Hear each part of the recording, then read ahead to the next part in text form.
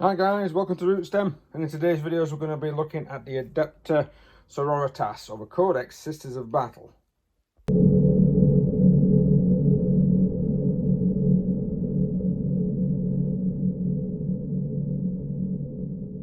Hi guys, thanks for joining me. If you like my content, please, well, if you enjoy the content, sorry, please like, share and subscribe, hit the notification button if you do want to see more. Don't worry if you're not though, just watching always helps. So yes, I'm having a look at the Codex Adepta Sororitas, or the Sisters of Battle, as I much prefer to call them, but I am old school. I have been playing this game since Rogue Trader. What we're going to do today, we're going to have a look at the actual book and see on what has changed. Now, I've already been through it, I've already looked at the book. Maybe nearly, no. Ooh. I've already looked at it, I've already looked at the book. And I'll be honest, it's quite a nice, there's some quite nice artwork in here. There's some artwork that's been rehashed, as per anything that's not Space Marines in the Sisters of Battle. You get, of course, all your description about the various different characters, especially the new characters that are turning up. Sorry for the gloves, I'm suffering a bit today. And of course, it just tells you all about the different orders, and it's the usual bump that you get from Games Workshop. Very nice pages, quite high quality, but I do sometimes feel like there's a lot of filler in these particular books, especially when it comes to something that's not a Space Marine. I think they've got to try and figure out a way to make sure they can charge 30 quid per codex to an army that's not kind of fleshed out the same. Now, of course, we're going to go through some of the rules. Some of the rules you'll be aware of because they'll be in some newer codex. Core makes an appearance. Certain units can only be affected by certain abilities, and they have limited us to one Canoness model and one missionary model per detachment, which is a bit of a bummer because there's not really that many characters in Sisters of Battle Codexes. There's a lot of special characters. You've got a few saints, but you don't have a lot of just standard characters. Normally I'd run 2 Canonesses only because there's no real choice in characters. Now you've got these Palatines that's coming out, these kind of like intermittent lieutenants, or lieutenants if you're American, but they're very limited. All you can have is a plasma pistol or a bolt pistol and a power sword. You've got no choices. You can't just have a lieutenant that's going to stand there with a bolter like you can with the Space Marines. I'll get to that in a bit though. I'm skipping ahead to what I would normally want to do with this. You've got your typical bits telling you all about, of course, warlord traits, how you can do your stratagems, and how you do your relics. And then you get into the orders. Now, the orders don't really change that much from the original codex. I have noticed there's a little bit of a difference here because I'm only comparing it to the Space Marine Codex because I think this is the only new codex that I've got. Here we've got order, rules for the order. You've got the stratagem that's specific to the order. So each one has got one stratagem that's specific. Again, it's a little bit limited, simply because when you're a Space Marine, you can have a book. And when you have a book, that's got lots and lots of stratagems just for those Space Marines, as well as the stratagems that you can normally take. Each one, of course, has got its own warlord trait, and you've got your own relic. And all of that is in one section, which is annoying. These new books, the Space Marine book especially, and some of the other books that I've borrowed off friends to read, they are not very well laid out. They are horrendously well laid out compared to 8th edition codexes where everything was kind of in the back. It was easy to get to. If you were playing the game, you just get into the back. These you can't. You've got to, right, well, I've got a warlord trait. Well, it's not in the warlord trait section. I've got to go because it's specific, so I've got to go to the orders section. They are awfully laid out. Absolutely awfully laid out. I don't know why we couldn't just keep that and that in a particular page at the back. Again, this is where I'm going to be. There's a lot of filler. For example, this is one order. It fills an entire page. It didn't need to, but how they've done it is to fill an entire page. So they're really just trying to spread it out for page count. Now, if you go on to my website, rootstem.co.uk, you have a look. There's a particular, I'll try and put a link down below to the page in question. There's a blog post that I put up there that basically stated just detailing a lot of the orders and what I thought to them. And if I'm honest, I don't really think that much to them. A lot of them have not really changed a great deal. There's one there that I describe regarding Miracle Dice. Miracle Dice I'll come up and tell you about in a moment. They're all right. It's just, it's little things that are just kind of like, you've not really changed much here, Workshop. Did you really even need to bring out a new book, or could you just give us a bit of a pamphlet? But Workshop like to make their 30 quid. Getting past the order, then you've got the stratagems. These are nice. Now, this is the only bits of the new stuff I'm quite liking. I'm liking the fact that you've got like requisition stratagems, so you know that they tend to be before the game. You've got epic deeds, which tend to be during the game. Battle tactics, which rely upon keywords within. I mean, even to be honest with you, some of these rely on keywords, but even more so with those guys relying on keywords within your actual book. A lot is kind of changed to a point. Zephyrin Squad adding +1 to wound for 2 command points. Is that great? I don't really know, because I can't even pronounce it. That one begins with Z and flies. You only tend to take a squad of 5. I don't seem to be taking more than a squad of 10, so 2 points to add 1 to the wound roll. But depending on how many attacks they've got, which we'll have a look in a moment. Flame weapons having an automatic 6 for 2 CP. That's going to be really good for your retribution units with 4 heavy flamers. Yes, we are going to be doing that. They're all right. Where's my favourite one? Oh, yeah, you do actually get 2 pages of this, because you've got strategic ploys as well. So you actually do get quite a lot of stratagems for the initial, but I'm sure you get the same amount for Space Marines. It's just, I don't tend to use a lot of the Space Marine ones for some reason. There's ones that allow you to reroll to hit. There's ones that allow you to take the Miracle Dice and, of course, apply it to the wound roll as well as the hit roll. We've seen that before. We've got a Holy Rage where you can get Zealot, because you don't automatically seem to get Zealot anymore for being within a Priest. Although they do have like Holy Rage, which allows you to get +1 attack. That could be quite good if you order the Bloody Rose like myself, because you're just going to get lots and lots of attacks, and then possibly even use their stratagems for some good hits. Blessed Bolts has changed.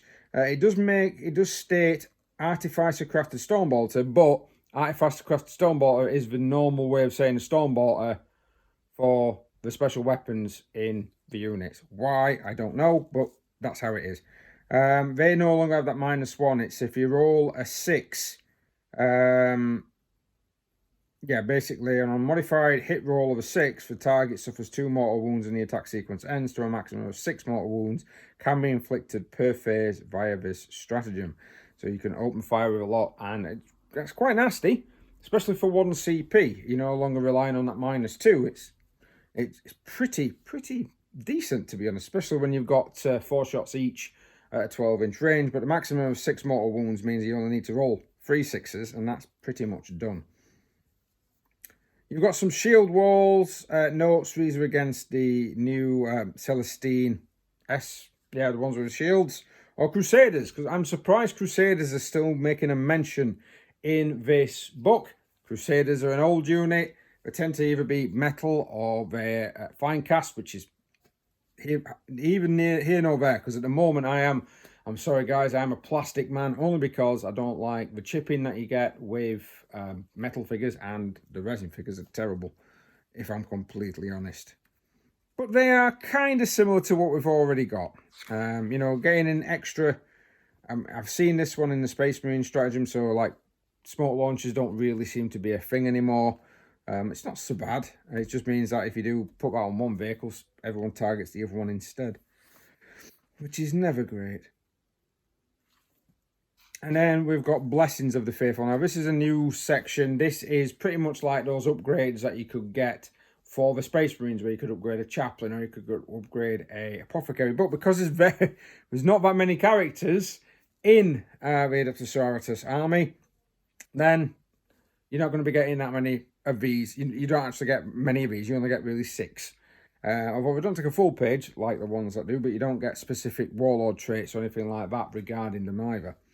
The one that does actually make I quite like, I like Blinding Radiance, the one where it's if you've got a unit, each time a range attack is made against this model, subtract 1 from the attacker's wound roll, makes them a little bit hard. It's not to hit, it's to wound, so you can hide behind some dense cover. You know, you could have some trees in between you and your target while you're in ruins, and then you're minusing 1 to hit, you're getting a +1 to your save, and you're minusing 1 to their wound roll. But it also has a miracle. This is a miraculous ability, which all of these have. Now, to cast this miraculous ability, you have to discard a miracle dice. And if you use a miracle dice of 1, the range of the ability is 1 inch. And then 2 to 5, it's 3. And if you use a 6, it's 6 inch. I quite like that idea that, you know, you're using the dice to actually affect what range it was. I would have liked it just to be whatever the dice was, rather than it being a 1, a 3, and a 6. I would have liked it to have been, if it's a 2, that you are using this as a 2-inch aura ability. These aura abilities, the miraculous abilities, cannot be modified by any war gear or warlord traits. They are literally, that's your range, that's it. Some of them are quite nasty as well, like the Word of the Emperor allows you, if you're in the fight phase and you pick an enemy unit within 3, that unit is not eligible to fight this phase until all other eligible units from the army is done so. So basically, it means they fight last, which could be really, really nasty on the following turn. +1 to strength and damage of all melee weapons, and unmodified wounds rolls over 6 inflicts 1 mortal wound as well as additional damage. That's going to be quite nice. But again, it's which characters are you throwing in there? If you can only have 1 Canoness, are you then going to have to take a load of Palatines? Or are you going to have to take multiple detachments just to be able to have more than 1 Canoness? It is an option. It's not an option that I quite enjoy, if I'm honest. I like just to try and stick to 1 force organisation chart if I can, and try and get the maximum out of my warlord traits. Out of my stratagems. But a lot of these, some of these are great. Some of these, you look at them and you think, I wouldn't be bothered with that. I wouldn't. There's 1 or 2 that you will see in armies regardless, and the rest you'll probably just never see them being played. Warlord traits on page 72, not at the back of the book like would be useful, Games Workshop, no, right in the middle. There is one that I've noticed. Oh no, there it is, Beacon of Faith, where you can actually gain an extra miracle dice. It's always a great one. My favourite, of course, Indomitable Belief. I'll be honest with you, I don't think hardly any of these have changed, if I'm completely honest. Maybe that number 1 I think has changed, but I think the rest of them are pretty much exactly the same as you got in the previous codex. But you do now get Hymns of Battle. This is something for your, I think it's Diabolicus, and I think there's the, I'm saying all these names wrong, the one that looks like, yeah, the Grinch. And there's also your priests. They actually get access to these. I think there's a certain level of priest, but it only gets access to the first 3. But for me, War Hymn, add 1 to your attack characteristics is pretty good. Core units, characters, and Engine of Redemption within 6 inches of the priest model until the start of your next command page. Add 1 to the attack characteristics of models in that unit. And it's in that unit. So if you've got 1 model within 6, it's everybody within that unit. That's a good ability for me. Especially if I'm ordered the bloody rollers and someone's charging me or I'm charging them, I'm getting an extra 2 attacks per model, so my basic attacks has gone from 1 to 3. Always a good sign. The rest of them, I've got some really good ones like the Enduring Faith, where you can improve the Shield of Faith ability for a unit. So if you want any unit to stick and stand and make sure that nothing is going to shift them, that's probably what you're going to be picking, especially if you've got an objective out in the open. But you do need it to cast, which of course it is a free up. If you go into the, it's not mentioned here, but if you go into the actual character sheets, it is a free plus to be able to activate that ruling. And then of course you've got your relics. Relics, I don't really see much of a change. I think there is some, which if you guys know a lot of changes, just put them down below. I've not really gone through a lot of the relics myself. Book of St. Lucius is one that I use on a regular basis, and I think it's the Chain Sword, Elishark's Fury, where it basically, to me, just turns into a giant It's -1 and add 1 to the wound rolls of the attack. That to me just changes into a giant chainsaw, which you could probably use the priest's weight, which used to come with the massive eviscerator. I don't know why you can't take that in a new game, but you can always use a relic to try and replicate that particular attack now. And then, of course, you've got your chapter approved rules. Now, I am impressed with these. These missions are a lot easier than some of the others I've come across. I've seen the Blood Angel ones in action. They're not that cracking. I've seen the Space Marine ones in action. I don't really think they're great. This one is a leap of faith where if you use two dice, or if you perform 2 acts of faith in a turn, you get a point. If you perform 3, you get 3 points. But you can only score 12 victory points from this secondary objective during the mission. That's fine.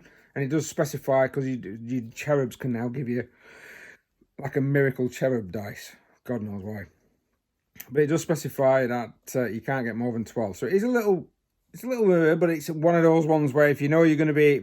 You're getting a lot of faith points per turn, especially in certain games, and you're using them as much as you possibly can.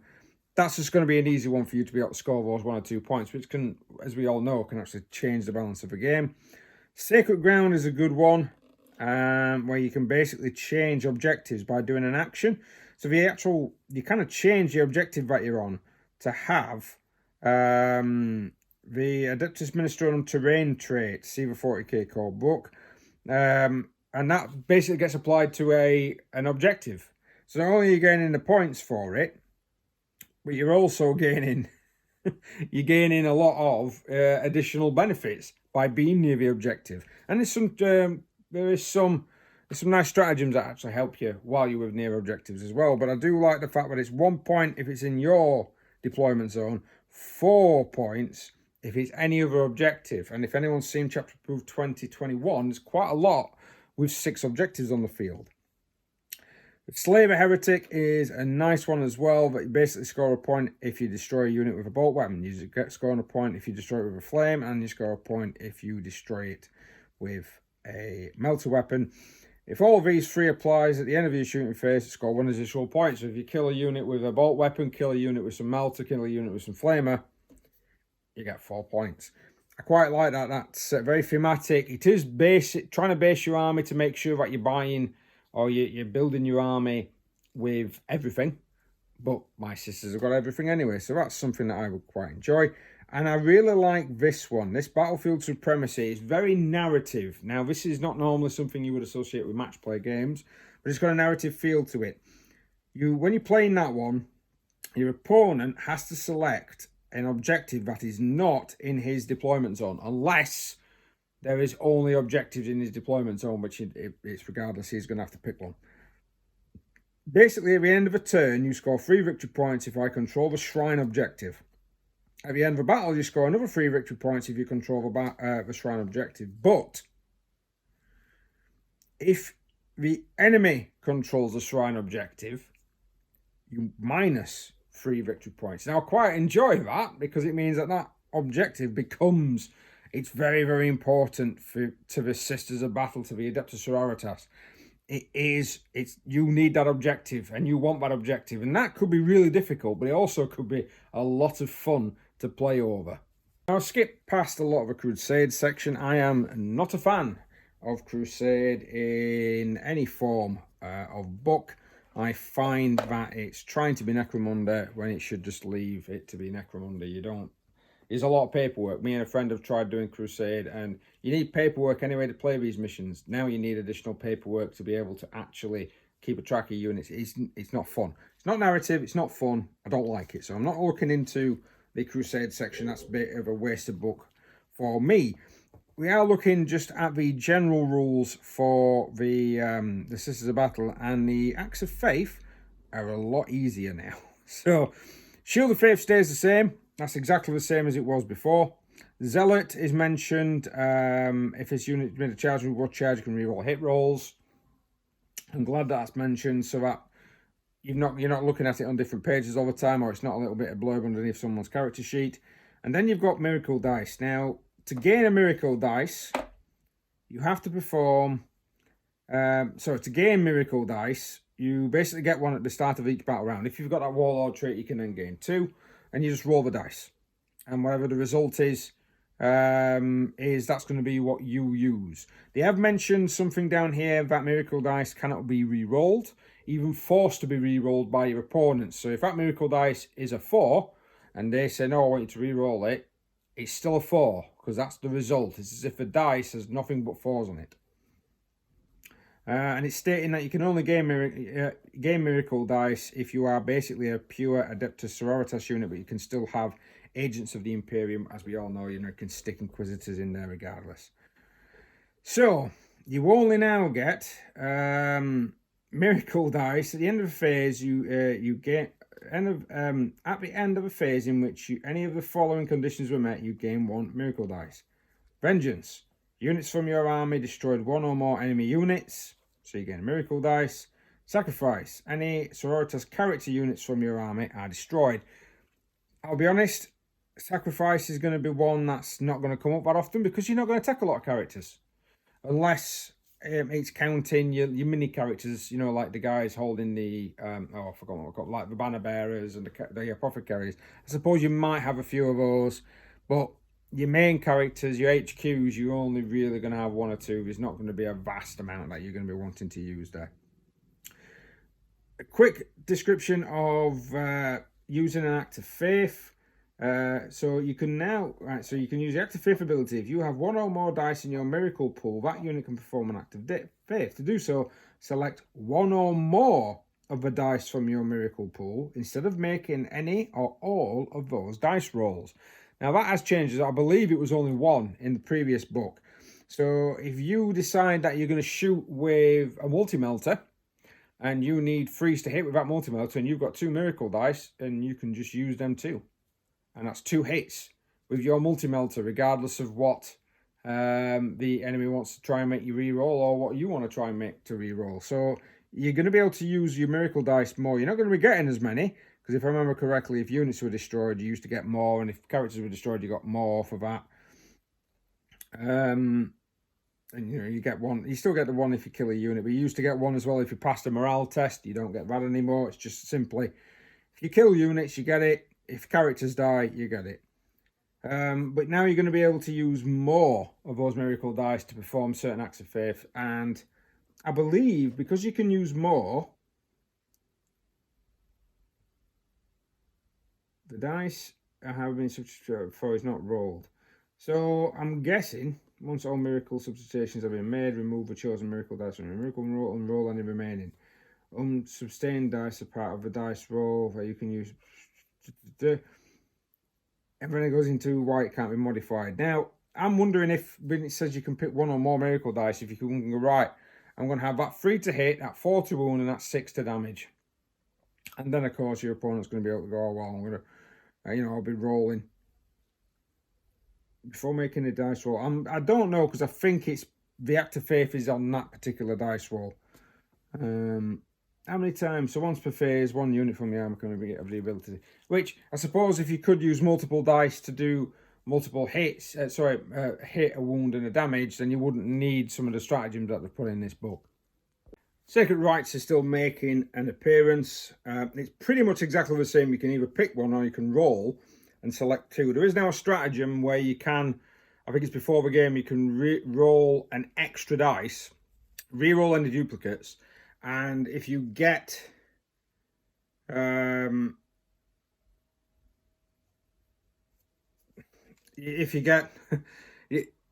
basically roll again, and then you can start the game with 3, which you then use that new one to discard one of the older ones. So you've actually rolled a brand new one, and you can go, oh well, I don't really like these 2. I'll just spend a command point, roll a d6. Oh, I do like this one will replace this one, making, to me, Sacred Rites something to actually have. We've not got something that's affecting per turn like a lot of the Necrons and the Space Marines have.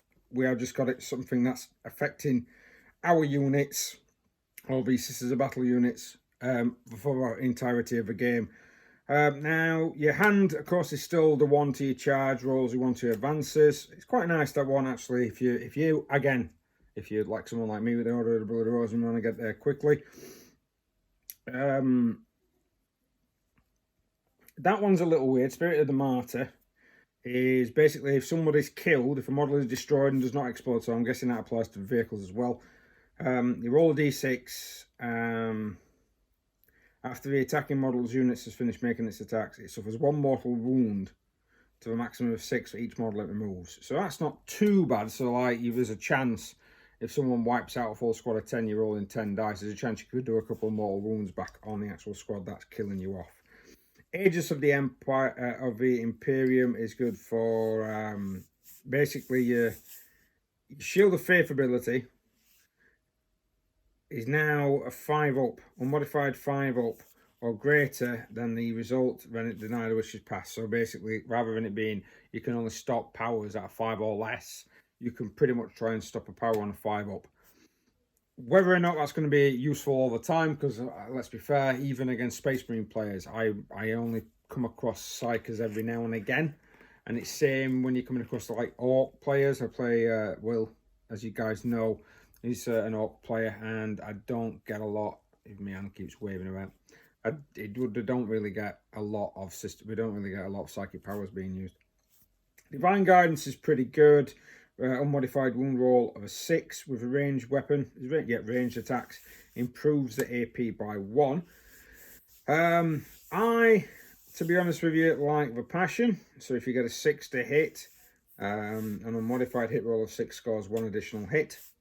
It's always going to be cracking for my order. And then the Light of the Emperor is the ones where you just basically ignore modifiers to combat attrition. So you still fail your leadership, it just means that you're less likely to run off. And then we should be getting into the units. We've got Morvin Vale. She has been shown by Workshop. Workshop has showed off her special abilities in game. Will I be getting one? Probably not, if I'm completely honest. I don't really use special characters that much. I much prefer to try and raise my own characters in my own narrative style and sense. But you got the Canoness. Now, the Canoness comes equipped with a plasma pistol, power sword, rod of office, frag grenades, and crack grenades, which I don't get. I don't get why it's got that. Why didn't it start off with a bolt pistol and a chainsaw and you put points on? Because you actually have to, in the points value at the back, you have to pay the points for the power sword. So if you change the power sword to a chainsaw, you haven't then got to pay the points. So I don't understand why they've put it like that. Possibly because that's the models that they're selling at the moment. But it does mean that some of the models I've got for Canonesses I can't use as Canonesses anymore, which is a bit of a shame. Sorry, Debbie Harry model. You know, you can have it as a Condemned bolt gun. You've got Blessed Blade, Chainsword, Power Sword. If it's equipped with a chainsword, it can have a brazier of a Fire 1 null rod. The Rod of Office. View hit roll of 1. I'm not quite sure why you're having Rod of Office on those models. I don't like the idea of having a Rod of Office on the actual model. But this model's plasma pistol, power sword, and Rod of Office can be replaced with one of the following. So technically, according to this, oh no, one of the weapons on the pistol list and one of the following: 1 Blessed Blade, 1 Chainsword, 1 Power Sword. Yeah, they really are trying to push you to buy their new plastics, which I don't really like their new plastic. I think the new plastics on a Canoness are terrible.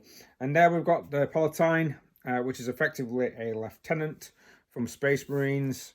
It's still got a 4-up invulnerable save though, so it does have the advantage over the Space Marines on that. But again, it's limited. It has a power sword. That you can change the plasma pistol to a bolt pistol. That's it. That's rubbish. That is utterly crap. I wanted options. Why can't we have options like we've got on the Space Marine one, where you can have like a bolt rifle, or you can have a bolt pistol and a power sword? Something where you can have the character being either standstill or attacking. You've got one choice with that. And then the rest of it, again, it's got another special character here. So that's the second special character on 2 pages. You've got the missionary, which you can only have 1 of again. Very old model to actually distribute it. Now it comes with, for some reason, it comes with an auto pistol, a servo stub, and a power maul, which is what the model from Blackstone Fortress has got, which is making me wonder if that's the best way now, of course, to have these particular units. It does have Zealot, But Zealot now doesn't confirm it until you confirm it onto another unit, and of course it has 2 hymns from the hymn section. Then we've got another page with another 2 special characters. And then we've got another special character, and then that's it for us HQs. Again, very limited on the HQs. I really want Workshop to work on that. Anybody else, even Eldar, have more HQ choices than the Sisters of Battle do. It's, although I do like that you're pretty much having a Harlequin in the Sisters of Battle army. Then we've got Battle Sister Squads. There's not much really that's changed here, just some more clarifications on what weapons you can take, but that's pretty much it. There's no real changes. Except in Census Cherubs, they basically act a bit more like a miracle dice. So you can do it once per battle, you roll 2 dice, you discard 1. The value of the remaining value is this unit's cherub dice. Until the end of the phase, this unit can perform 1 act of faith, using the cherub dice as if it were a miracle dice. Easy enough. No more messing around with those cherubs. And then you've got more special characters. Yeah, more special characters coming in. Seems to be an army of special characters do Sisters. I'm not quite sure why. Then we've got one of my favourites, the Imagery Fire.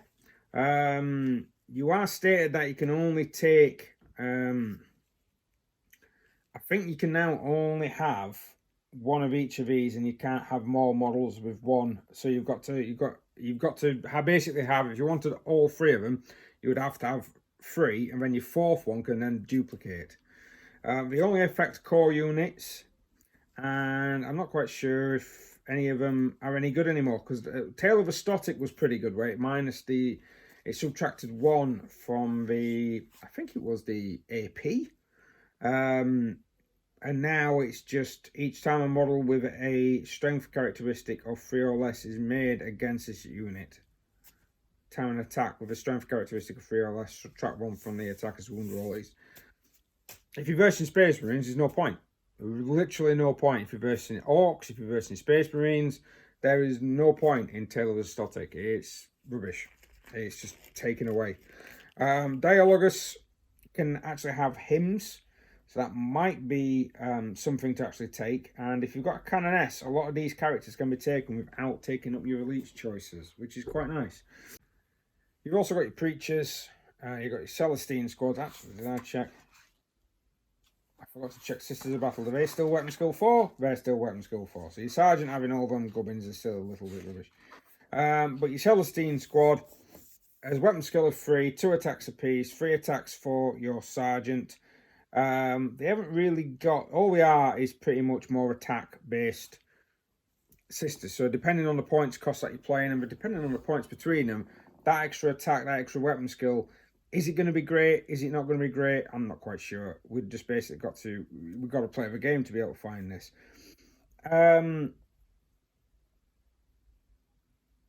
You do get this though, Swarm Protectors. Unit within 6 of a friendly Canoness, or Canoness Superior is what's called some of the special characters. Each time the model in this unit makes an attack, add 1 to the attacker's hit roll. But that says makes an attack. So those might be really good when it comes to shooting, because it might mean rather than hitting on 2s, they're hitting on 3s, they're going to be hitting on 2s. That could be something to be exploited. I'll have to look into that. Try and find all my models with helmets, or even get a new squad maybe, to be honest. And then on this page we've got a couple of the new units. We've got the Sacrosancts, which are a squad of 5 to 10. They've got the same stat line as the Celestines, because they are a Celestine unit. And they get a 2-up armor save though, and they've got a 4-up invulnerable save. So they are a little bit tougher. They've not got multiple wounds or anything, which I'm glad of. I'm a bit fed up with seeing units suddenly, they're tougher, so therefore they've got more wounds. It kind of degrades why Space Marines have got multiple wounds.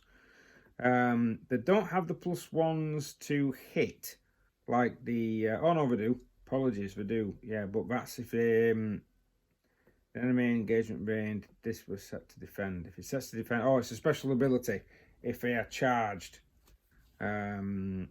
Each time this unit performs a prevention or an enemy unit declares a charge against this unit while the unit is not within engagement range. Okay. You basically get a +1 to your the attack's hit rolls, but that's going to be just purely in combat, because the unit itself is just pure close combat. There's no range weapons apart from the bolt pistols. Apologies, I'm lying again. They've got bolt pistol, frag and crack grenades. So yeah, I've got ranged weapons. Don't look like it on the model. I thought it was just going to be a purely close combat unit, but never mind. And then you've got the old school Hospitalia. I've got my old model. I'm not going to be changing that. This has changed. This is no longer... There is a stratagem that allows you to bring back models, but surprisingly, you get to bring back D3 with Hospitalities rather than the usual one like you do with Space Marines. I think that's because of the wound difference. The fact that Space Marines are multi-wound and toughness 4, whereas these are only toughness 3 and 1 wound apiece. There'll be a balancing act there. It can repair, it can heal wounds as well, and it's got the friendly aura within 3 inch, exactly the same as Space Marines. Again, the rule of if you've got a Canoness, then basically you can take that for free without it taking up a battlefield role. And then you've got the Dogmata. Now, I can't remember seeing the Dogmata rules-wise, or I might have seen the stat line for it, but not really anything else. It can actually take the hymns, which is quite nice to see that it can take the hymns, because if it can take the hymns, then it means that it can start adding the +1s to hit, can start having the re-rolls. So it might end up being where I do possibly get, if they bring out, I think that I'm hoping there's a helmet for that. If they bring out another model for it, then I'll be looking at possibly maybe putting a couple of these into my army. Ooh. They can also perform, sorry I've yawned like that. They can also allow core units to perform an action while within 6 inches. So I can see this model not actually getting into combat that much, kind of staying at the back with core sisters units, allowing them to move forward, probably even doing that ability where they can turn a objective into a, yeah, basically where we can turn the objective into a piece, not a piece of terrain, but make it inspiring. That would actually be really good if they could run forward, if they could move forward, get on that objective, do the action, and then we can still shoot with the Dogmata. Yeah, that would be quite interesting. Another one of the new ones, the Paragon War Suits. I have got a unit of these. I'll be doing an unboxing of that in a moment, seeing whether or not we can magnetize. Maybe do a bit of choppy and magnetize some of these weapons to make sure that we can use every weapon rather than it just being a couple of the weapons in question. It's quite interesting. They've got what's known as a Ministorum Heavy Flamer. So it's not a standard Heavy Flamer, it's a Ministorum Heavy Flamer. These now have got a strength of 6 rather than a strength of 5.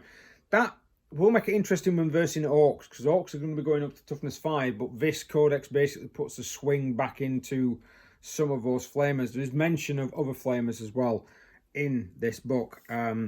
So I've got a funny feeling it's not just a simple case of multi-melter, heavy flamer and heavy bolter anymore. You can still have the heavy bolter and the multi-melter. They've also got this grenade launcher, which is a strength 6 -1 and D3 damage. It's a little bit like a chucking out crack grenades. And then, of course, you've got your wall blades and your wall maces. Again, if you go, I'll put the article number down there. I did something on this already, just looking at the hit ratio and how many Space Marines you could possibly kill with Paragon War Suits. I like them, but whether or not they are going to be tough and durable is going to be another question. We've got a Repentor Superior. This is basically what used to come with the Repentor squads. This is that squad sergeant, but we kind of made it into a separate character. No real changes here, although I'm not quite sure if I've seen that model before. It probably comes from the plastic kit. Here we have some classic sort of like unit pages here. Sister Repenters, 5 up, feel no pain. You've got Martyrdom. If this unit is destroyed, then you gain a miracle dice. That's pretty cool. They've also still got the Eviscerators, subtract 1 from the attacker's hit roll. So they need 4s. They've got 2 attacks apiece, needing 4s to hit, but it's strength 6, it's -3, and it's 2 damage. You can do quite a lot of damage with that unit, and it's only a power of 3 for 4 of them. Oh no, unit contains, I don't know why it says number 4 to 10, and then the unit contains 5 or more models. Okay, so that's 5 to 10 then. That's not... Yeah, okay. Yeah, that's a little... In fact, there's a little bit here as well where this gets a little bit strange. Okay. Crusaders have not really changed. This is the same. Crusaders, look, number 2 to 6. If this unit contains 3 to 4 models, oh right, that's changing that for the power rating. Ah, that'll be why. If this unit contains 5 models, power rating of 6. So you might as well take a unit of 10 if you're doing power rating on that, rather than, or just keep it to a squad of 4. I don't understand why it's not up to 5. Never mind. Crusaders, they're an alright unit. I'm sure they used to have a better power sword than that. I'm sure their power sword used to be a little bit better than that. Although they are quite tough. 4 up in run save, 3 up armour, and ignore wounds on a 5 up.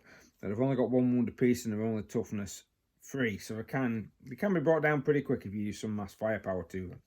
Arco Flagellants, I need to get my unit sorted. I really like the Arco Flagellant unit. I think contrast paints are probably going to have to be brought out and used on them just to make sure I can get them done quickly. I'm sure the flails have suffered a little. There is the notes here that there is one with implants, which is basically, it's like a squad sergeant. So the squad sergeant is going to have an attack characteristics of 3 and a strength of 5. So that would make it strength 6 in the grand scheme of things, and it would mean that it gets 6 attacks because of the way the weapons work. There is a stratagem for them as well, which basically gives them 3 attacks each rather than it being 2, which would make them 6 attacks. So it changes the profile from attack 2 to attack 3. And it makes 3 hit rolls instead. Yeah, that's how it works. It makes 3 attack rolls instead of 1, which would then make that one 9. So you can have quite a lot of attacks with this particular unit, but it's not going to do a lot of damage. What 1 damage now is not. It's great against guard. It's great against maybe orc units, but it's not going to be cracking against opposing space marine units, which is what you are going to come across most.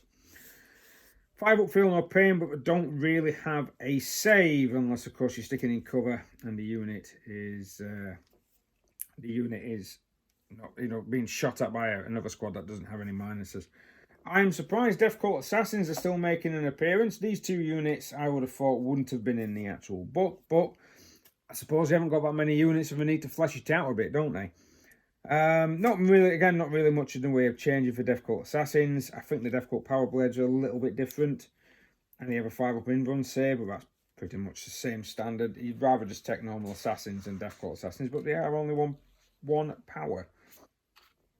Dominion Squad. I do like my Dominion units, especially when taking those rapid fire Stonebolters, because that's what my Dominion Squad has got.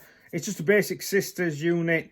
It does have Holy Vanguard where you can still do a move, and if you're in a transport, that unit can, or the Sororitas transport, it's a back to bone, can make a normal move of up to 6 inches. So they have limited it to a specific distance.